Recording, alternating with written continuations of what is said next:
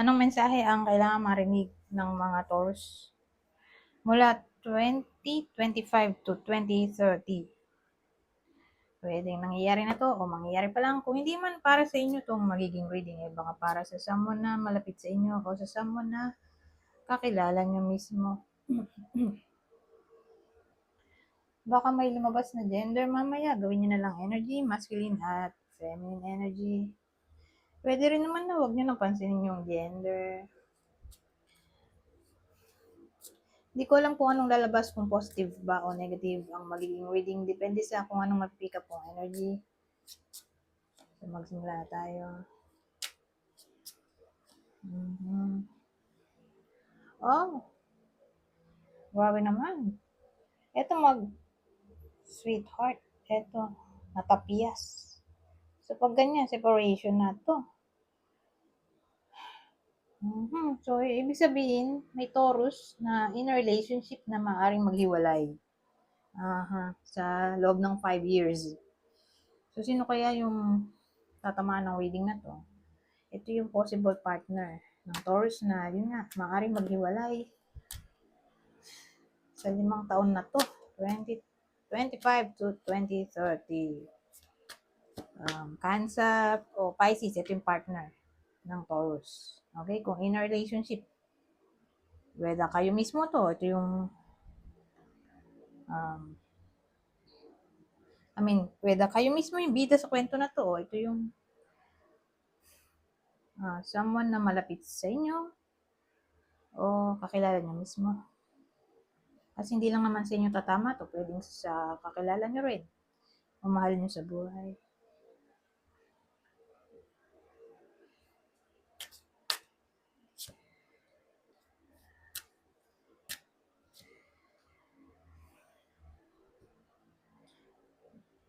The Urn at ano to? Dismemberment. Kaloko, chinap-chop na to. Kaya lang baliktad. So, lahat sila ay baliktad. Ano kaya to? Well, ang dating sa akin may something wrong na maaaring mangyari. Parang trouble. Napaparating pa lang.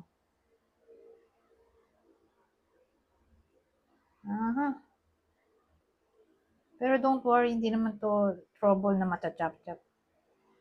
Ano lang to? Sabihin natin may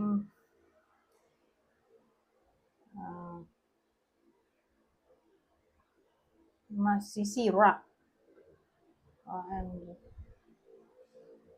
Magugulo.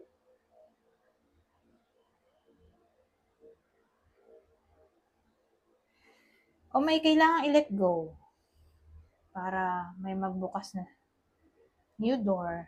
Pero maganda nga kung i-clarify natin to. Pero again, paparating pa lang to. Hindi pa to nangyayari sa iba sa inyo. Kasi pwede ring separation to. Kasi nag-iwa-hiwalay eh. Nag-detach sila, di ba? Pero tingnan natin.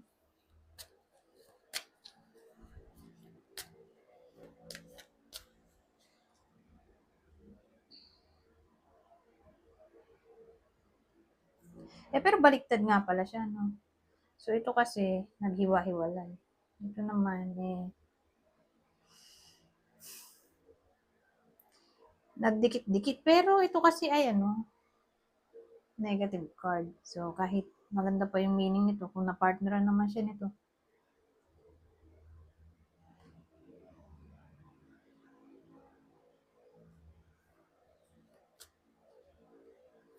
Pero tingnan natin kung ano pang masasabi nito.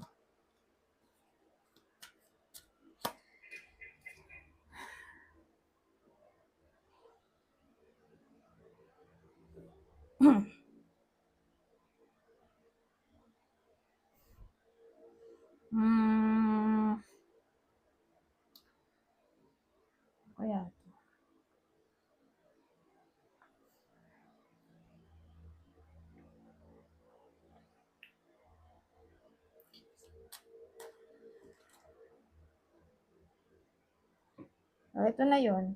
Ito, saka to. Iisa lang.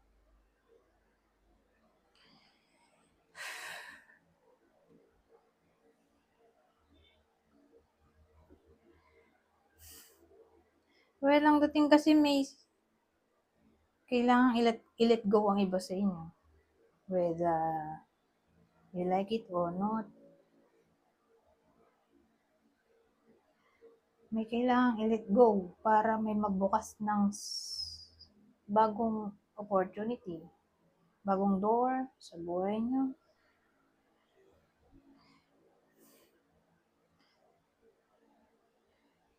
Pero ito kasi in general pag let go, o shedding the old, letting go of people, possessions, o issues. So yun, yun siguro yung kailangan i-let go. Yun yung wisdom na makukuha nyo sa 5 years na may kailangan na kayong i-let go. At syempre, yung kailangan i-let go ay toxic. Something na toxic sa buhay nyo, hindi nyo na kailangan o hindi na nag-serve ng purpose sa buhay nyo. So again, shedding the old, letting go of people, possessions, or issues. Yung kailangan i-let go. Okay? Ayun, completion kasi kailangan na talaga mag-end. At ito rin ay divinely guided ng universe para sa ikabubuti ng marami sa inyo. Pero again, di pa ito nangyayari. Mangyayari pa lang sa period na to, 5 years, matagal-tagal pa. Pero again, tungkol to sa matagal ng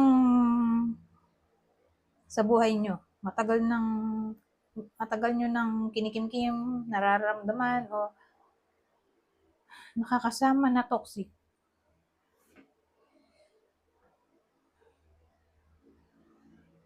Na para bang wala nang ibang choice kundi i-let go.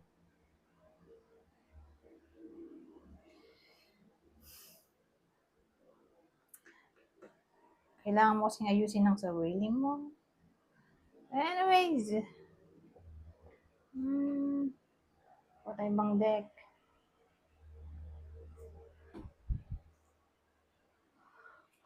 Ganyan ang dating dito, ha?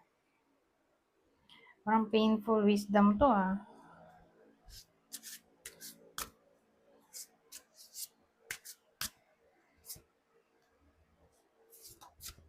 Ito naman, King of Spades at 6 of Diamonds.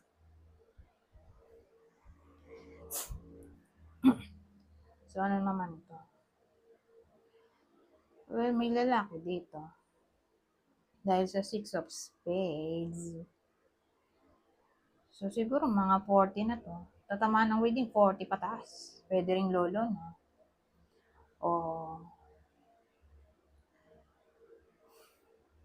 pwede rin namang single dad o anyone na lalaki, basta mukhang 40.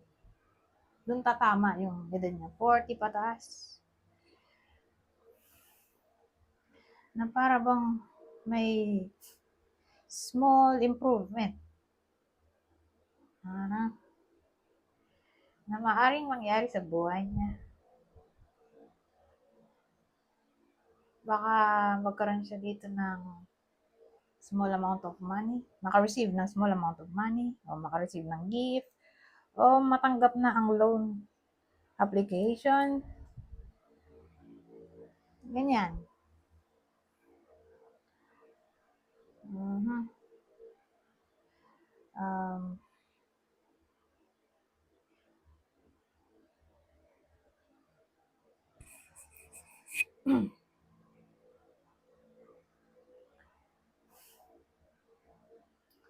So, ano pa to?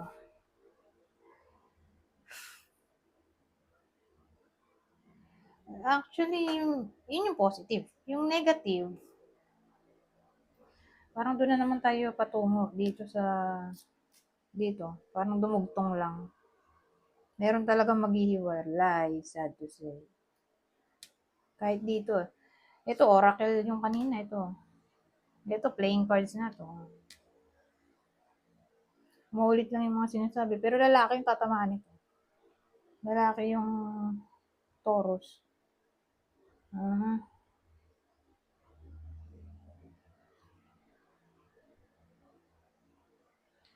Pero maganda kung clarify natin. Kinlarify ko ba kanina kung sino yung tatamaan ng maghihiwalay? Hindi ko na maalala, pero dagdagan na lang natin. Kung sakaling nasabi ko na yung kanina. Sino pa yung mga maghihiwalay? Oo nga, parang nasabi ko na kanina eh. Di ba parang Pisces ba yun po? Cancer? Oo nga, ito. Oh, grabe oh. Mula Lenormand, ito Lenormand, Oracle, playing cards. Isa lang yung mga sinasabi. Puro separation, ano ba to? Ganon.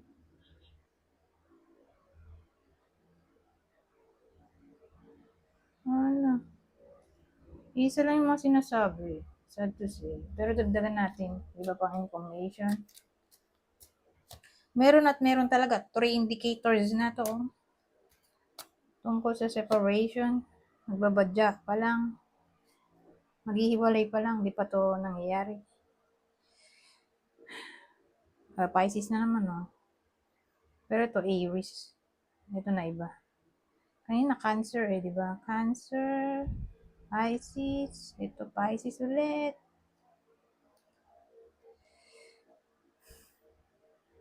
Nadagdagan lang ng Aries.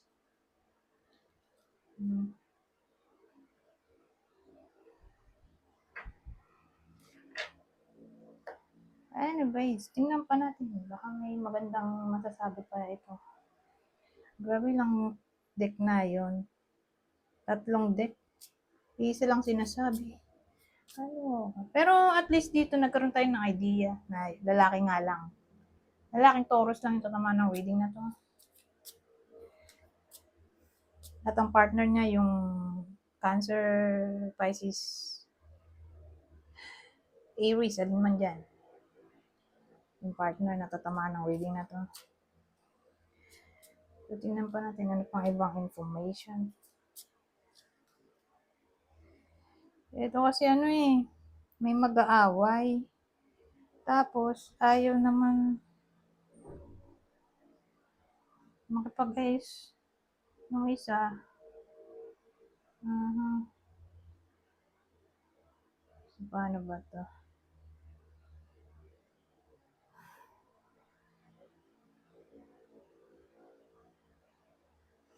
Tingin ko jealousy ang pwedeng pag-awayan. Actually, pwede rin naman money.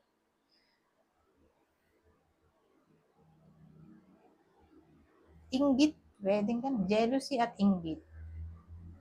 Isa pa sa pwedeng maging reason ng hiwalayan.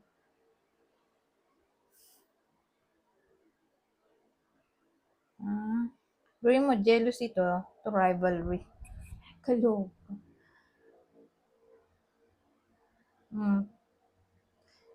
So, away sa pera o selos.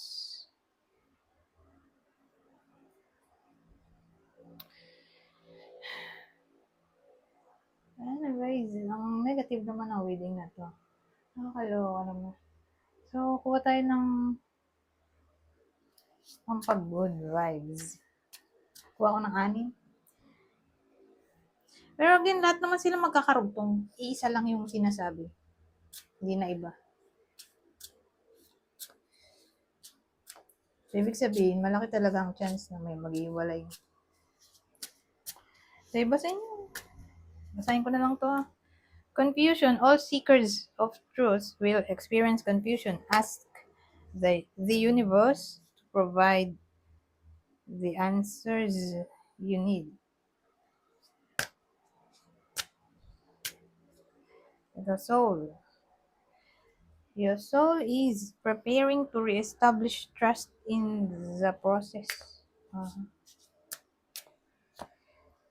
Acceleration. Speed up and chase the results you want. Ito. Tatlo rin. You are capable of brilliant transformation.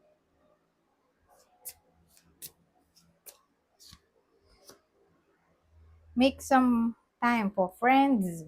So, ito yung mga advice ha. Ito, saka to. Advice na yan sa loob ng 5 taon. Spend some time on self-care. Anyways, hanggang dito na lang. Goodbye. For now.